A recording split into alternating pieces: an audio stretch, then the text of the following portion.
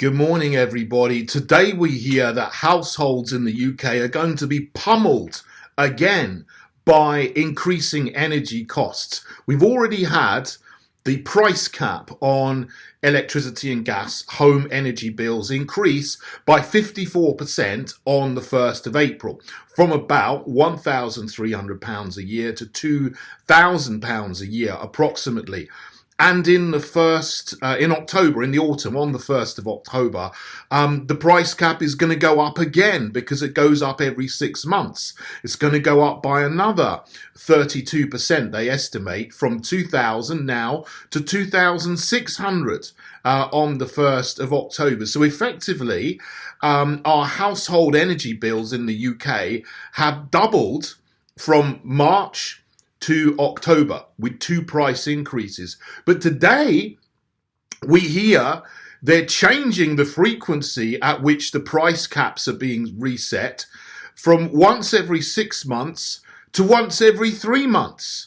So after October, they say, the next price cap change is not going to be next April, it will be at the beginning of January. They're going to do it every 3 months after them because of chaos in the energy markets. And it's been sold to people, if you can believe this, really, the gaslighting is off the charts. They're saying, well, we need to do this because if the energy price goes down, we'll be able to pass on the discounts to customers more quickly and easily.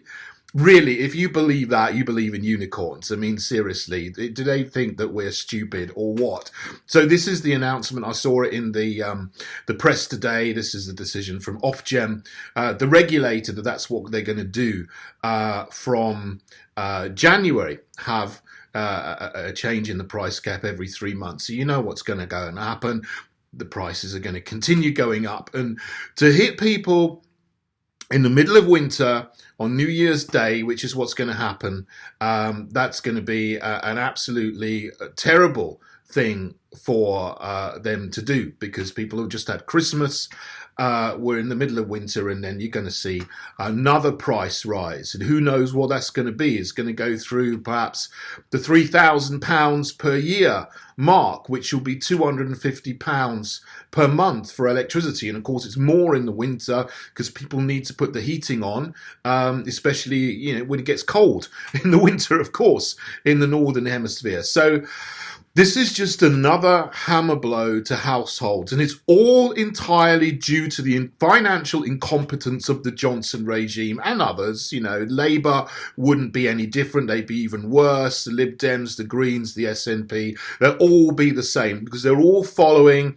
the same plans and agendas with this utter green nonsense, dismantling our perfectly good energy infrastructure that provides energy for us using fossil fuels. Since 2015, this government, this regime, has closed 11 coal power stations. There's only 3 left. One of them's in Northern Ireland. There's only 2 left in Great Britain, and they're not even operating at full capacity. And some of them haven't been mothballed. They've literally been blown up with dynamite and filmed, and then the BBC has put out a report saying, isn't this wonderful? We're blowing up our coal power station. Well, no, it's not wonderful, because the amount of energy we used to get for the national grid from coal was 25% in 2015. In 2012, it was 40%. And now today it's less than 2%. So there just isn't the energy coming from solar and wind to make up that shortfall, particularly when the sun isn't shining and the wind isn't blowing. We still get 40% of our energy for the national grid comes from gas power stations. But of course now, with NATO and the collective West pursuing this insane, unwinnable war in Ukraine, which is not part of NATO. We're not at war with Russia. Well, they haven't said we are. As far as I'm concerned, we're not at war in Russia, but they're acting as though they are. This, of course, is then spilling over into the whole economic arena, and the collective West has put sanctions on Russia. Of course, then Russia has said, well, we're not going to sell you oil and gas or any the materials you need, fertilizers, etc., unless you pay in rubles. And the EU and other Western countries, Western nations are saying, well, we're not going to buy oil and gas from you. And so the price of gas has gone up to the countries that Russia supplies, because of this insane pursuit of a conflict with Russia. And of course that feeds into the UK. Now, we don't get much gas from Russia. We get most of our gas from our own domestic offshore gas fields in the North Sea, and the rest we buy from Norway. But of course, if countries in Europe can't buy from Russia, or the price is going up there, then they are going to seek to buy more gas from Norway, so the price goes up here in the UK as well. That's how it works. That's the interconnectedness of the energy markets across Europe, across the world.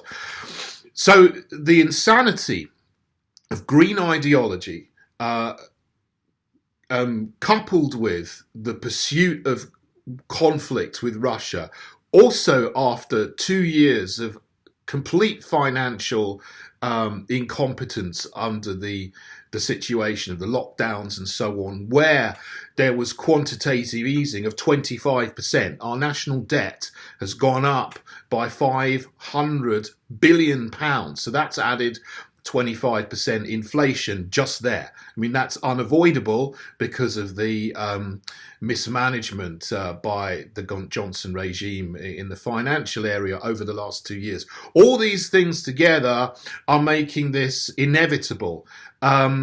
It's just completely stupid. Look, we can alleviate this by making the right decisions now for ordinary people who are not pursuing these insane agendas of the people in the government, in the regimes, in the elite, who are never going to be hurt by them, because if the price of gas or energy and electricity goes up for MPs, they get an allowance to cover it.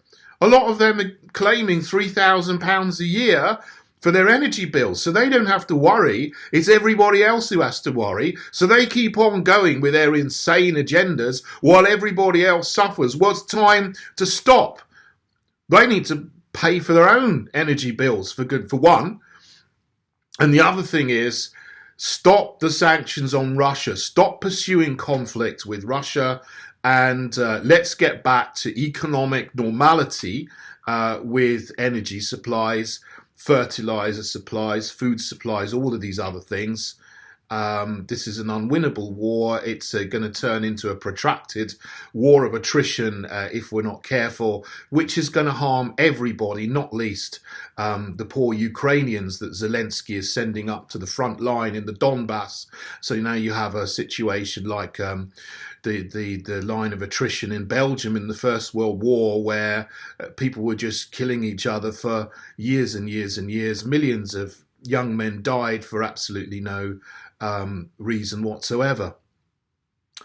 That's another story though. So back to energy. Yeah, stop the war on Russia and stop this insane pursuit of climate alarmism and green ideology. Let's reopen the coal power stations that still are standing, that haven't been dynamited yet, so that we can produce more of our own electricity and energy quickly. It's all very well. The Johnson regime now saying they're going to build nuclear power stations. Yeah, that was our idea in the Heritage Party from where we began. It was in our manifesto from the very beginning to do that, small nuclear power stations. But then they don't exist yet. They haven't even started to be built. Good that they're saying they want to build it, but in the meantime, we need coal, we need gas, we need petrol, we need diesel. What we don't need is more inefficient, unreliable wind farms and solar panels, which are put all over the prime agricultural land, which should be used for growing food. the insanity of this agenda is just incomprehensible. So, what a terrible announcement for a Monday morning that is going to affect all of the families. We need to get rid of this regime and put in a government for the people of common sense. Please do, as always, look here, join the Heritage Party. The link's down below. Also, please do give me a thumbs up if you can and subscribe to my channel because that helps me to keep putting videos out. Okay, sorry to be the bearer of bad news, but God bless you all.